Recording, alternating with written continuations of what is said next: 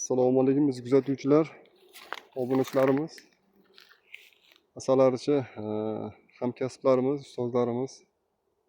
Ko'rib turganlaringizdek, asal arilarimiz juda ham bir harakatda.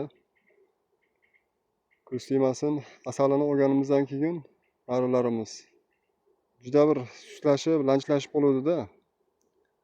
Juda bir lanchlashib qoluvdi. Shunga kecha bir dori qo'llagan edik.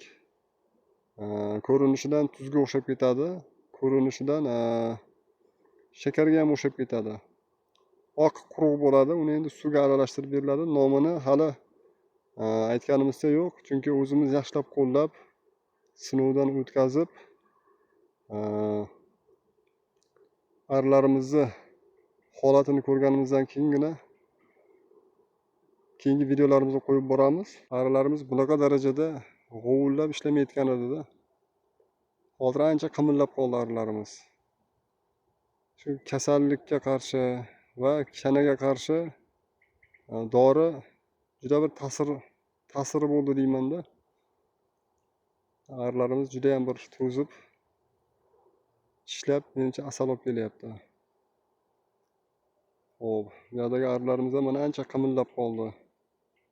Juda ham bir sustlashib qoldi arilarimiz. Xudo xolasa, yanagi videolarimizda yana bir dori berayotgan jarayonini ko'rsatib va aralashmasiga qanaqa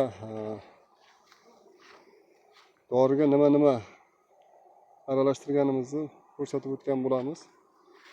Mana hamma oilalarimiz ko'z tegmasin, ancha jonlanib qoldi. Juda ham bir slabi bo'lib qoldi, juda ham bir sustlashib qoldi bu oilalarimiz. Mana. Endi inson tili bilan aytganda bular juda xursand. Xursandlikdan mamnunman. Ishlashlariga gap yo'q. Inidan chiqmaydi-da arilarimiz. Juda ham susidi. Juda ham suslashgan edi. Uyasidan chiqmay bir lanchlanib, juda bir odamni qo'rqitdi. Hikmatda murovina kislota berdim bularga va kecha bir tanishimiz, akamiz mana shu doridan qo'llagan, ko'p asalarichilar shu doridan beryapti ekan deganiga kecha shomga yaqin shu dorini aralashmasidan beruvdik. Mana bugun ancha tetik arilarimiz. Ancha tetik, ko'z tegmasin. Bizga obuna bo'lmaganlar obuna bo'lib qo'yinglar. Yanagi videolarimizda qanaqa dori qo'llaganligimizni ko'rsatib o'tgan bo'lamiz. Menimcha bu doridan ko'p asalarichi ustozlarimiz foydalanadi. Bilmaganlarga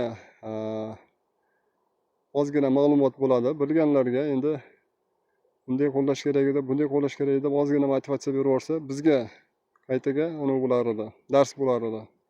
Bizni kuzatishda davom etinglar. Hammaga katta rahmat.